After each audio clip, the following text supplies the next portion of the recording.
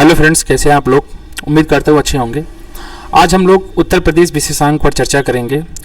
आपको मैं बताना चाहूँगा कि वर्तमान समय में यूपीपीसीएस का एक ऑप्शन जो है वो उत्तर प्रदेश विशेषांक को लेकर भी आता है। काफ़ी आप चाहे ग्राम विकास अधिकारी हो या यूपीपीसीएस आरओ हो, कहीं पर भी आप देखेंगे तो आपका राज्य स्पेसिफिक जो होगा वो सामने आता है। ठीक है, तो उसी को देखते हुए हम स्टार्ट कर रहे हैं उत्तर प्रदेश विशेषांक। ठीक है, तो हम चलिए स्टार्ट करते हैं। इससे पहले आपको हम बताना चाहेंगे कि सपोज डेट आपका ये भारत देश है।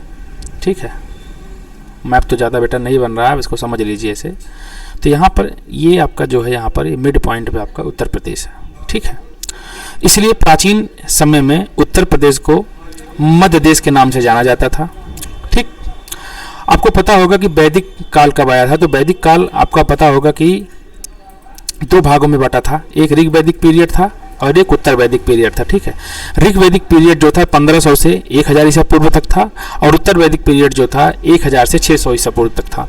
ऋग वैदिक पीरियड में आर्य लोग रहा करते थे। उत्तर वैदिक पीरियड में धीरे धीरे इनमें कर्मकांड उत्पन्न होने लगे। इस समय मुख्य धर्म जो था वो एक तरीके से वैदिक युग था और वेदों के युग में धीरे धीरे आपको पता होगा कि जब कोई भी धर्म या कोई भी वस्तु या कोई भी चीज़ हो, जब शुरू में आती है तो ठीक रहती है, बाद में उसका जो है पतन होने लगता है। जैसे आपको पता होगा कि बौद्ध धर्म देखिए बाद में टूटा, जैन धर्म में भी बाद में श्वेतांबर दिगंबर में टूटा, उसके बाद ये हीनयान महायान में टूटा। तो सभी धर्म में बाद में समस्याएं उत्पन्न होने लगती हैं, क्योंकि बुरे लोग हर जगह पहुंच लास्ट तक पहुंच ही जाते हैं। ठीक है, तो और परिवर्तन संसार का नियम भी है। इसी कारण जो है 6ठी शताब्दी ईसा पूर्व में 16 महाजनपदों की चर्चा की गई है कि 6ठी शताब्दी ईसा पूर्व में पूरे भारतीय उपमहाद्वीप पर 16 महाजनपद आए थे। ठीक है, इन 16 महाजनपदों में 8 महाजनपद अकेले उत्तर प्रदेश से था। उत्तर प्रदेश उस समय अस्तित्व में नहीं था, लेकिन वर्तमान उत्तर प्रदेश का जो सिनेरियो आप देखेंगे, भूमिका देखेंगे, उसमें 8 महाजनपद जो है वो दिखाई देते हैं। ठीक है, जिसमें बौद्ध ग्रंथ का अंगुत्तर निकाय है और जैन धर्म का भगवती सूत्र, ये 2 लेख हैं जो मतलब वहाँ पर लिखा जाता है। जो भी बौद्ध धर्म की सारी चीज़ें लिखी जाती थी उसको निकाय में बांट दिया जाता था।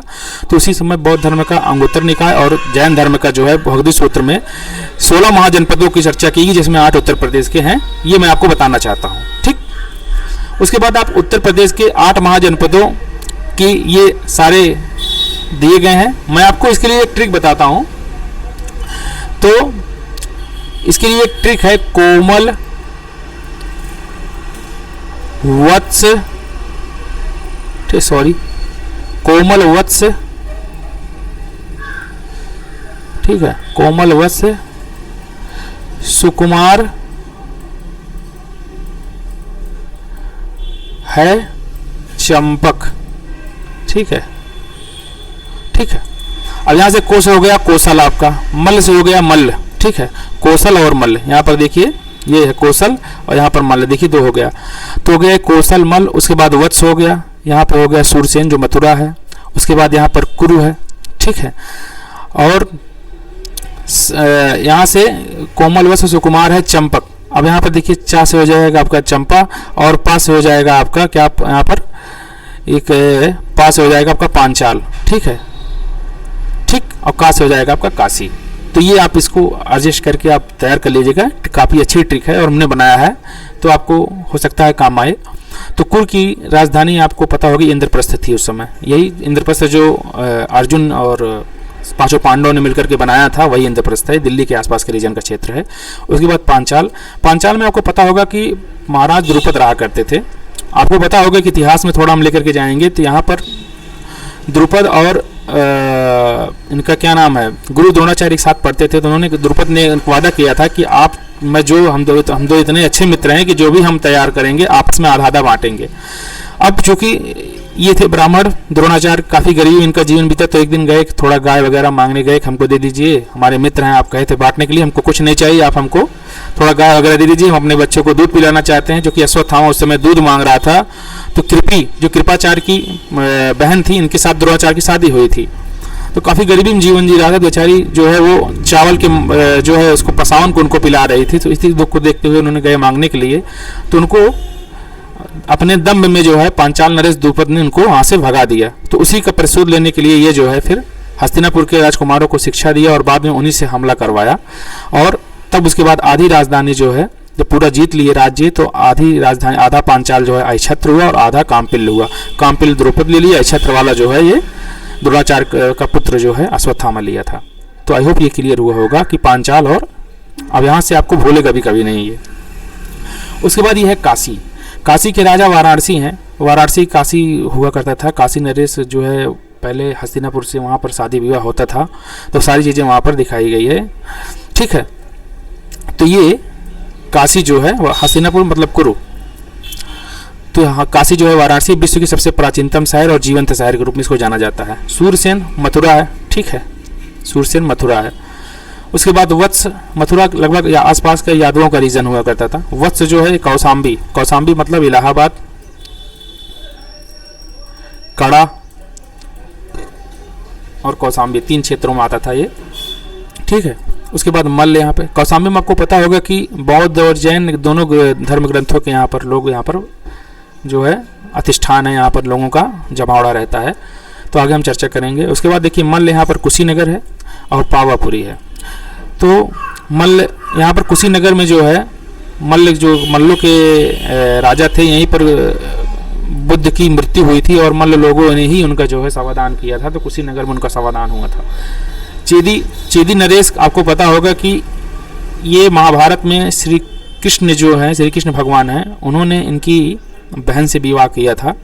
ठीक है, तो चेदी की राजधानी है शक्तिमती और कौशल की राजधानी है श्रावस्ती और अयोध्या। आपको कौशल नरेश प्रसेनजित का नाम आपने सुना होगा, और श्रावस्ती अयोध्या। कौशल में मर्यादा पुरुषोत्तम राम भी रहा करते थे। अयोध्या वाला बेसिकली रीजन है और श्रावस्ती वाला रीजन है।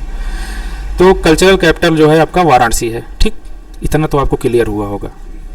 वैदिक काल 6ठी शताब्दी ईसा पूर्व और सारी चीज़ें। ठीक, अब यहाँ पर देखिए प्राचीन काल में, एंशिएंट के रूप में हम अब जाएं तो आपको पता होगा कि हमारे ऐतिहासिक हिस्ट्री को 3 भागों में बांटा गया है, बेसिकली एशियंट हिस्ट्री को। ठीक है, एक होता है प्रागैतिहासिक काल।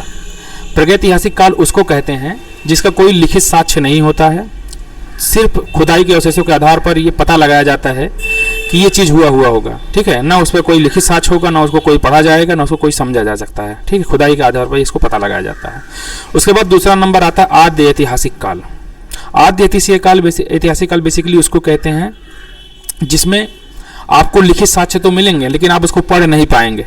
ठीक है, ना उसको आप समझ पाएंगे, वो भी खुदाई के अवशेष यहाँ पर भी मिला होता है लेकिन पढ़ा लिखा नहीं जा सकता है।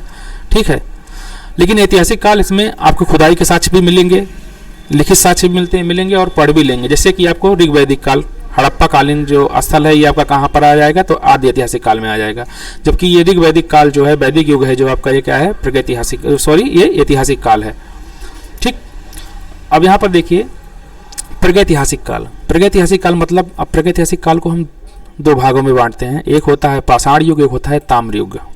ठीक है, पाषाण युग भी जो है ये 3 प्रकार का हुआ करता था। एक पूरा पाषाण काल, एक मध्य पाषाण काल, एक नवपाषाण काल। ठीक है, और उसके बाद ताम्र पाषाण काल भी आया था, अवशेषों से इनकी जानकारी मिलती है।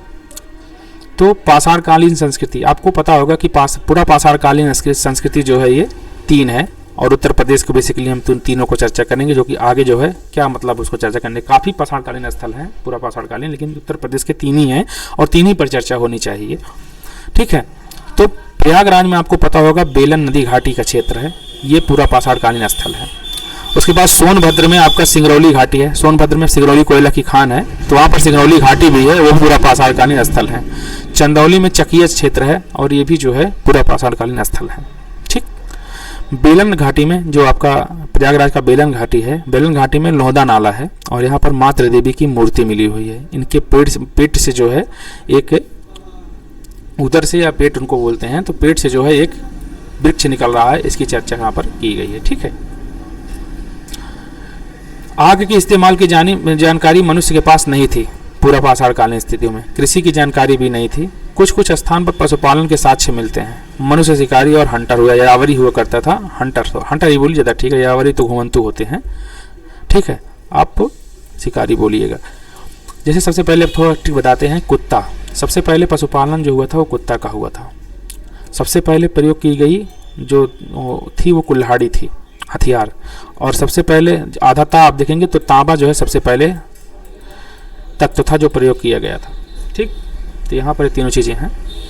उसके बाद यहाँ पर देखिए मध्य पाषाण काल। मध्य पाषाण काल में मानव के प्रथम साक्ष्य जो है अस्थिपंजर के साक्ष्य मिले हुए हैं प्रतापगढ़ जिले के सरायनार और मादाहा में। देखिए इसके लिए एक ट्रिक है, मैंने बनाया है मदरसा, ठीक है। माँ से हो जाएगा मादाहा, दा से हो जाएगा दमदमा और सा से हो जाएगा सरायनार राय। ये तीनों क्षेत्र जो है आपका इलाहाबाद में है, जो इलाहाबाद में है या प्रयागराज आप इसको कह सकते हैं। इलाहाबाद अकबर ने नाम रखा था और योगी जी ने इसको चेंज कर दिया। तो इलाहाबाद या प्रयागराज में मदरसा नाम है और मदरसा नाम से मादाहा, दमदमा और सरायनाहर तीनों जगह से जो है मृग सिंह के छल्ले, अस्थिपंजर और आभूषण हड्डियों के बने हुए ये सब चीज़ें मिलती हैं।